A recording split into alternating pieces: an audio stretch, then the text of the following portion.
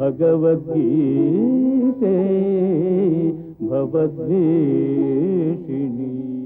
ప్రియ భగవద్బంధువులారా, 4వ అధ్యాయంలో ఆత్మసాక్షాత్కారకామికి భగవంతుడు ఏ విధంగా అది లభిస్తుంది కర్మయోగం ద్వారా అనే విషయాన్ని శ్రీకృష్ణుడు వివరిస్తూ, కర్మయోగం స్పష్టంగా తనకి సిద్ధించాలి అనంటే అది వెనకాతల సరి అయినటువంటి జ్ఞానంతో సంస్కరించబడాలి అని చెప్పాడు. అలా సంస్కరించబడ్డానికి ఆటంకంగా ఉండే వాటిని తొలగించుకోవాలి. అవి ఏమిటి అనే ప్రశ్నకి సమాధానం చెబుతూ రకరకాల విషయాలను గురించి సాగే ఆలోచన, విషయ చింతన. అంటే ఈ విషయాలు నాకు ఆనందాన్ని ఇస్తాయి, ఇవి నా సుఖం కోసం ఉన్నాయి, వీటిని నేను అనుభవించాలి, నేను ఆనందం పొందాలి వీటి వల్ల అని తన శరీరాన్ని చూసుకుని కలిగే భావనని దూరం చేయాలి. ఇది చెప్పాడు. ఇది 2 రకాలుగా అని చెప్పాడు. ఒకటి వస్తువులను దూరంగా ఉంచినా సరే, లేదా వస్తువులు ఎందుండేటువంటి ఇవి నాకు భోగ్యములు అనే భావనని దూరంగా ఉంచినా సరే, ఏ రకంగా చేసినా పర్వాలేదు అని చెప్పాడు. అయితే అది ఎట్లా సిద్ధిస్తుంది అనే దానికి సమాధానం చెబుతూ తర్వాత ఆ విషయములన్నీ కూడా అవి నీకు అనుకూల ప్రతికూలముల్లో ఏవి ఉన్నప్పటికీ కూడా భగవంతుడు నీకు ఇది తగును అని ప్రసాదించింది కనుక నువ్వు దాన్ని అనుభవించు. ఆ ఇందాక చెప్పినటువంటి భావంతో తన శరీరంతో పనులు సాగిస్తూ ఉండాలి. ఆ పనులు సాగించినప్పుడు వచ్చేటువంటి అనుకూల ప్రతికూల స్పర్శలన్నింటినీ కూడా ఇవి భగవంతుడు ప్రసాదించినవి, ఈ విధంగా నా కోసం అని నువ్వు ఆ భగవంతుడి యందు ఉండేటువంటి ప్రేమ చేత ఆయన అందించినవి అని అనుకోగలిగినాడు. అవి నీకు ఎప్పుడు కూడా ఏ రకంగానూ ఆటంకం కలిగించవు, తద్వారా వీడి చేసేటువంటి కర్మలు వీడిని బంధించవు సుమా అని శ్రీకృష్ణుడు 4లో ఉపదేశం చేస్తున్నాడు. యదృచ్ఛాలాభ సంతుష్ట ద్వంద్వాతీతో విమత్సరః సమసిద్ధావసిద్ధౌ చ కృత్వాపి న నిబధ్యతే అంటాడు. మనకి ఏదైనా ఒక వస్తువు ఉండేటప్పుడు ఆ వస్తువుని ఏదో బాగా మనమే రక్షించేసుకోవాలని, మనమే కాపాడేసుకుని పెద్ద తపన బయలుదేరుతూ ఉంటుంది. అది చివరికి ఏమవుతుందంటే, నాకేం పెద్ద వస్తువుల మీద పెద్ద ఇష్టమేం కాదండి, ఏదో అవసరాలు కనుక ఏం చేస్తాం, అవసరం కోసం దాన్ని అట్టే పెట్టుకుందాం అంటాను. మొట్టమొదట అదేదో పెద్ద భోగ్యతా బుద్ధి లేకుండా అవసరమేమో అనేటట్టుగానే ప్రారంభించిన చివరికి అది లేకపోతే తాను ఉండలేనటువంటి స్థితిలోకి వెళ్ళిపోయి క్రమంగా వీడికి దాంతోతే నిమగ్నమైపోయి అందులో మునిగిపోయేటువంటి స్థితి ఏర్పడుతూ ఉంటుంది. మనవాడు చెప్తుంటారు, కౌపీన సంరక్షణార్థమయం పటాటోపహ అని అంటూను. వాడికి నిజంగా ఏం లేకుండా హాయిగా అలా తిరుగుతూ ఉండే వ్యక్తి వాడిని పాడు చేయాలి అనే అభిప్రాయంతో వాడిని కౌపీనం పెట్టుకోవడం నేర్పాడు. వాడికి వచ్చి ఓహో వాడు కొంతకాలం వీడు పెట్టుకున్నాడు, అది పెట్టుకోకపోతే ఇప్పుడు తాను ఉండలేను కాబోలు అనుకునే స్థితిలోకి వచ్చాడు. సరే, దాన్ని ఇప్పుడు ఆరేసుకుంటే ఏమైనా ఎలకలు గట్రా తినేస్తున్నాయి, బోడని ఎలకలు అడవి నిండా తిరుగుతున్నాయి కనుక ఆ ఎలకలు తినేస్తే కౌపీనాన్ని ఎట్లా అనేటువంటి భావనతోటి పాపం ఎలకల్ని తను దూరం చేస్తే అవి పోవటం లేదు. ఏం చేయాలి, వాటిని చంపడానికి వీల్లేదు. ఇక ఏదైనా ఇతర సాధనాన్ని ఆలోచించాలి. మెల్లిగా ఒక పిల్లిని కొనుక్కొచ్చాడు. సరే, పిల్లి ఊరికనే ఉంటుందా, దానికి ఆహారం కావాలి కదా, దానికి పాల కోసం ఒక పాలు తెప్పించే ప్రయత్నం చేశాడు. పాలతోటి ఉత్తి పాలతో ఆగుతుందా, ఆ పాలని బాగా తను పొందాలి అంటే దానికి ఒక పశువు కావాలి. అయితే పశువు మాత్రం ఏ గడ్డి లేకుండా ఎట్లా పెరుగుతుంది కనుక దానికోసం పొలం కొనాల్సి వచ్చింది. మరి పొలాన్ని దున్ని పశువు గడ్డి మేపేవాడు ఒకడు ఉండాలి కదా, దానికోసం రైతుని పోషించాల్సి వచ్చింది. ఇలాగా ఒకదానికోసం ఒకదానికోసం ఒక పెద్ద విష సర్కిల్ అని అంటుంటారన్నమాట, ఒక పెద్ద విష వలయం లాంటిది. ఒకదానికోసం మనం వెళ్ళాలంటే క్రమంగా అలా లోపల దింపేస్తూనే ఉంటుంది తప్ప మళ్ళీ అందులోంచి పైకి తేలి బయటకు వద్దామనే ప్రయత్నం చేస్తే అది పూర్తిగా వ్యర్థమే అవుతూ ఉంటుందన్నమాట. ఆ వస్తువులు యందు ఉండేటువంటి ఆ విషయములు ఉంది భోగిత బుద్ధి అట్లా లాక్కుని మనల్ని వెళ్ళిపోతూ ఉంటుందన్నమాట. అది వదలాలి అని అంటాడు శ్రీకృష్ణ పరమాత్మ. అది ఎట్లా వదలడం సాధ్యం అవుతుంది అంటే దానికి కొన్ని పద్ధతుల్ని స్వామి వివరిస్తున్నాడు. మొట్టమొదట నువ్వు నేర్వవలసింది ఏమిటి, ఎదురుచ్ఛా లాభ సంతుష్ట. ఇది మొట్టమొదటిది. భగవంతుడు ఎవరికి కావాల్సిన వాళ్ళకి తాను ఎప్పుడు ఈ ప్రపంచంలో సృజించి పెట్టాడు. చెట్లకి ఏది కావాలో భగవంతుడికి తెలుసును, ఇచ్చాడు. చెట్లు ఎవరి దగ్గరికి వెళ్ళి అడుక్కోవటం లేదు, దేనికోసం ప్రయత్నం చేయటం లేదు, కానీ జీవిస్తున్నాయి. పశువులు పక్షులు ఎవరి దగ్గర వెళ్ళి అడుక్కోవటం లేదు, ఎవరి దగ్గర దేహి అని చేయి చాచటం లేదు. కానీ అవి కూడా సక్రమంగానే జీవిస్తున్నాయి. అవి కూడా హాయిగానే తమ యొక్క జీవితాన్ని మనకంటే చాలా విలక్షణంగా గడుపుకుంటున్నాయి. మనకంటే చాలా రకాలైనటువంటి జీవజాతులు కూడా ఉన్నాయి. అవన్నీ కూడా అదే విధానంలో బ్రతుకుతూ ఉండేటటువంటి జీవరాశులే అనేటువంటి విషయం మనం గుర్తించాలి. అంటే ఎవడికి ఎంతెంత భగవంతుడు ఇచ్చాడో అంతంతటితోటి నేను తృప్తి చెందాలి సుమా అనేటువంటి విషయాన్ని వీడు మొదట గుర్తించాలి. ఎవడిదో తానేదో లాక్కుందామని, ఎవడిదో తానేదో తన దగ్గర తీసేసుకుందాం అనేటువంటి భావనని ముందర తాను దూరం చేసుకోవాలి. సంతుష్ట, ఆ సంతుష్టి కూడా ఎలా? ఎదురుచ్ఛాలాభ సంతుష్ట. ఎదృచ్ఛ అనేటువంటి భగవంతుడికి మరొక పేరు అని చెప్తారు మన పెద్దలు.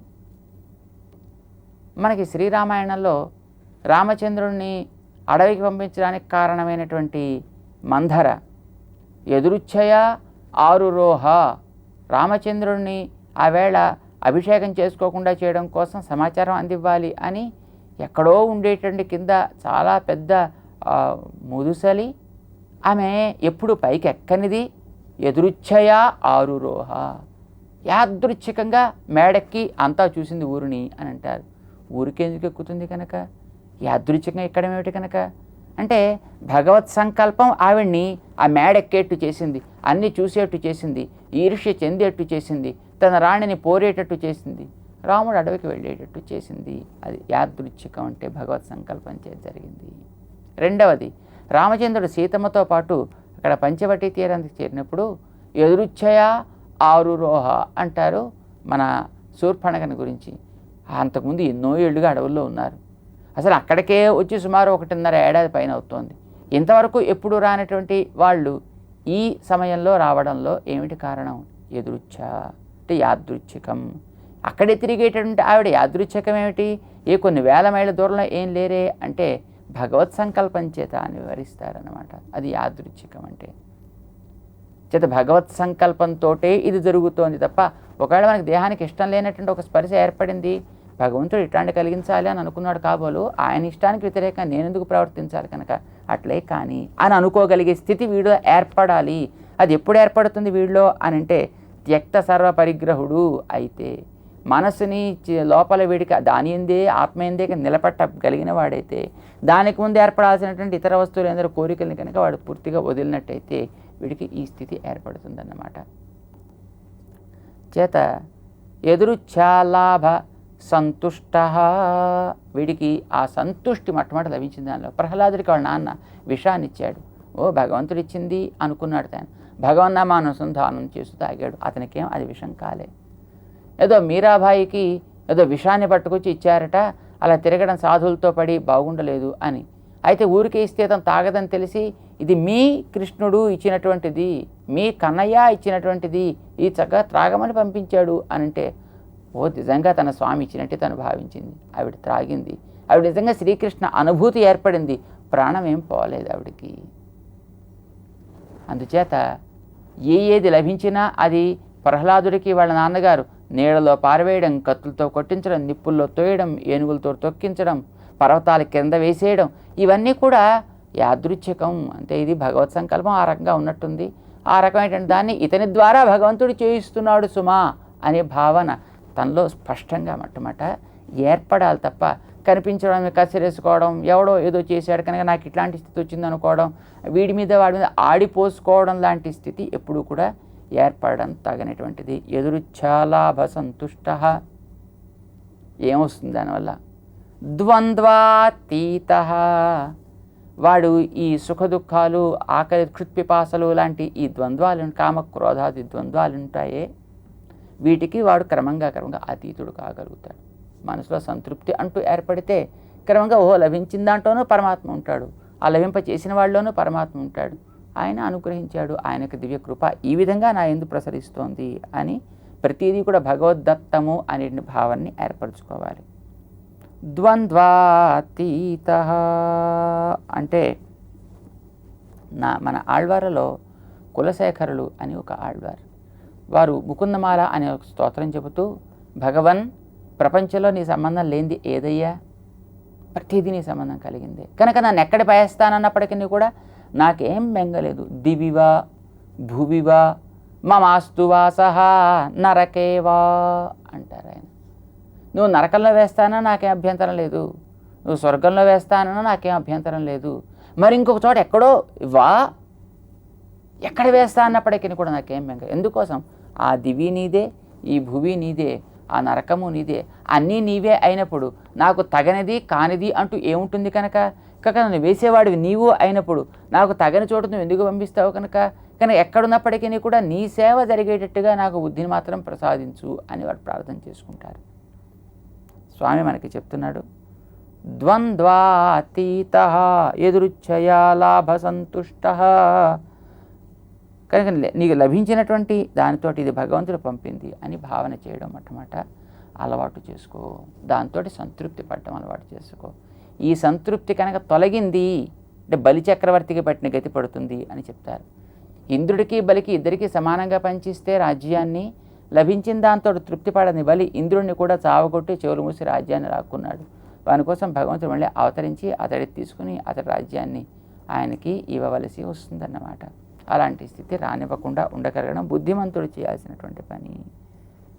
చేత ఎదురుచ్ఛా లాభ సంతుష్ట ద్వంద్వాతీత విమత్సర. వీడు ద్వంద్వములకి అతీతంగా ఉండాలి.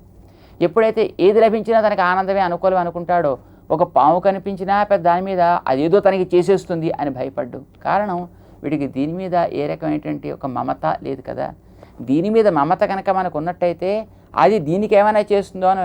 నిజానికి ఆత్మని ఎవరు ఏం చేసేది లేనే లేదు, ఆత్మ నిత్యము అని అన్నారు కనుక ఇక ఏమైనా చేయగలిగితే చేయగలిగింది శరీరానికే కనుక ఎప్పుడైతే వీడు పాముని చూశాడు అది తన శరీరానికి ఏమైనా చేస్తుందేమో, పులిని చూస్తే తనకేమైనా చేస్తుందేమో అనే బెంగ ఉండనే ఉండదు. అందుకోసం పూర్వకాలంలో ఋషుల ఆశ్రమాల్లో అవన్నీ కూడా వీడికుండే భావన చేత ప్రభావితములై సక్రమంగా జీవిస్తూ ఉండేవి అని అంటారన్నమాట. ఆ రకంగా వీడికి ఏ ఇతర జీవ రాశి మీద ద్వేషం కానీ కోపం కానీ అసూయ కానీ ఇలాంటివి ఉండనే ఉండవు. ఒక చిన్న సన్నివేశాన్ని మనం చెప్పుకోవాలి. శరీరాన్ని చూస్తే ఏమనుకోవాలి అని మన పూర్వ ఆచార్యులు ప్రశ్న వేసుకుని, దేహత్తైకండాల్ సర్పత్తైకండా పోలే, ఈ దేహాన్ని చూస్తే పామును చూసినట్టు తలుచుకోవలను అని అంటారు. బా ఏమిటి ఇలాగా దేహాన్ని చూస్తే పాము చూసినట్టు అనుకోవడం ఏమిటండి అని మనకు అనిపిస్తుంది. నిజానికి ఈ దేహం పాము కంటే మనకేం పెద్ద తక్కువ హాని ఏం చేయట్లేదు, అందుకంటే ఎక్కువ హాని చేస్తుంది. అది ఏం చేస్తోంది అంటే తన యందే అభిరుచి పుట్టించి లోపలుంటే మనకి నిజమైన శక్తినిచ్చే రక్షించే పరమాత్మ మీద దృష్టి మరల్చి తన వైపు పెట్టేసుకుంటోంది. ఒకనాడు మన తిరుమల కొండ మీద సేవ చేసే అనంతాళ్వాన్ అనే మహానుభావులకి ఒక పాము కరిచిందట. ఏం జరిగింది ఆ సమయంలో రేపు తెలుసుకుందాం దాని గురించి. జై శ్రీమన్నారాయణ.